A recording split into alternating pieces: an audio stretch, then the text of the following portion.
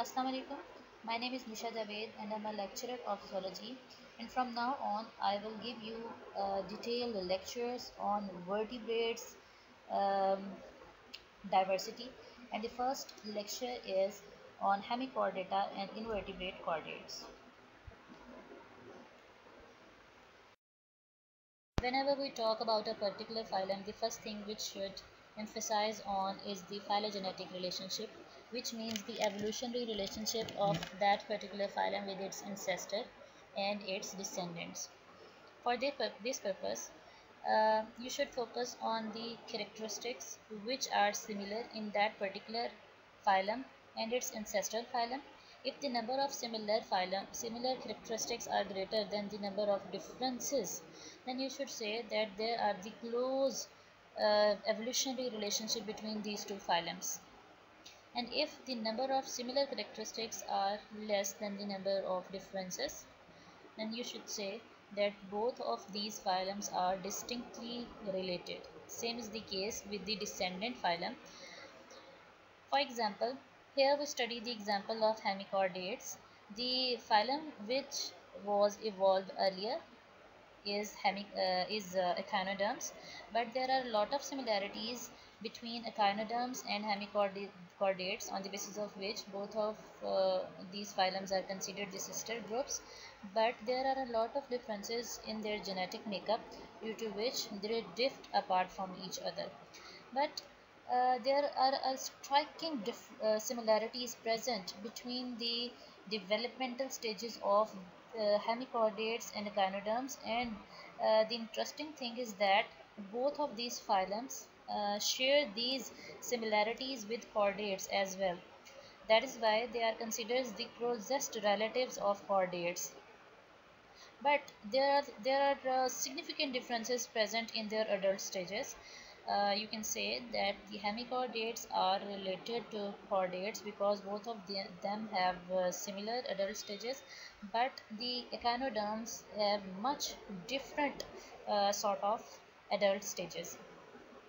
So that's why they are not completely uh, or 100% similar with each other. The similarities which the above mentioned three phylum have shared with each other. Number one is deuteriostomes. All of the three phylums belong to the division Deuteriostome. In this division, all those phylums are placed which have following characteristic. Number one character is radial cleavage. In radial cleavage, when the two tiers of blastomere are formed, the above tier is placed right above the lower tier of blastomere. Here is the diagram of top and side view. You have seen clearly in first diagram where I have mentioned the top view. You could see clearly that the lower tier is just below the upper tier, and here is the side view in which you can see much clearly that both of these tiers are right above each other, or you can say both of these tiers are facing each other perpendicularly. This is the characteristics of or first characteristics of deuteriostomes. Characteristic of deuteriostome which has been shared by the above mentioned three phylum is Enterocoeli. All the three phylums follow Enterocoelous hypothesis, according to which a coelom is formed by the out pockets of mesoderm during the embryonic gut formation. Here you have seen a clear-cut diagram. This arrow shows the diverticula which are formed during the embryonic gut formation. These are the out pockets which are further developed into a true coelom. Furthermore, these organisms share bilateral symmetry. In addition to this, all of these three phylum have another characters in common, which is their blastoral opening is further developed into anus, and mouth is formed later uh, towards the other direction from anus. Here you can see the diagram in which this arrow shows the blastopore, which is further developed into an anus.